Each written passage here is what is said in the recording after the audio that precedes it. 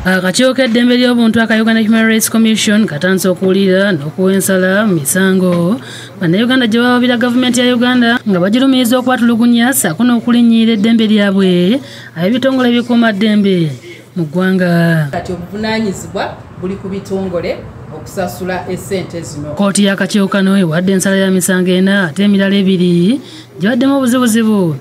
Ensala neetaweebwa. Nsala n'ebiragiro bya kkooti y'akakiiko biweereddwa ssente waako Mariam Wangadia ne bakamisona okubaddira Jati Shifra Lukwago, Omara Peter ne Kano Steven basaaliza nga muno balagidde gavumenti ng'eyita mu bitongole byayo okuli eggye APDF, poliisi n'ebirala okuliyirira abaatulugunyizibwa era ne bawa n'omutima gw'ensimbi nga bwe baba tebamatidde nagwo balagidde okujulira mu nnaku 30 okuva kati.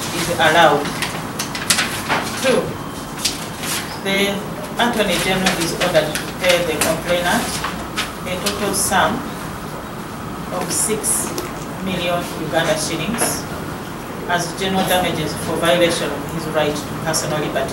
Waweereddwa ensala ya kkooti eno mubaddemu Grace Katerega alagidde okuliyirirwa obukadde 6, obukadde 11 eri Kaole Francis neyiga Moses buli omu ng'emisango gino gyaliwo mu mwaka gwa 2003 nga gyawulirwa ssente w'akakiiko omugenzi awo Haji Medi Sozi Kaggwa era nga yali katawadde ensala nga baali balina okugiddamu okugiyitamu n'obwegendereza ate bannawa nsala yaabwe. Ordered to pay the first complainant, Iga Moses, a total sum of 11 million shillings. Emisango 5 gye gigenda okuwulirwa mu bbanga lya mwezi gumu nga kkooti z'akakiiko kano zigenda kutuula mu bitundu ebyenjawulo okuli Central Region, Soloti Gulu. Ensasula egenda kusindikibwa mu bitongole bya gavumenti awali abazza emisango gino omuli poliisi, PDF n'ebirala basobole okusasula ng'akakiiko bwe kalagidde. Ekiseera kino akakiiko katubidde n'emisango 107 gyonna wamu okwetooloola eggwanga. Oluvannyuma lwa kkooti y'akakiiko kano okuwa ensala twogeddeko n'abamu ku baweereddwa ensala ne babaako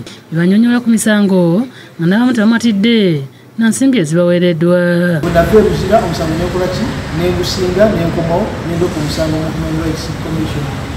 Makyazi bampadde ssente naye si mumativu kubanga omusango gutudde ebbanga ki ddene. Emikira gino ntuumu nga bantu ekyalinga batutte n'emmotoka yange era nga nfunye zino miliyoni 11.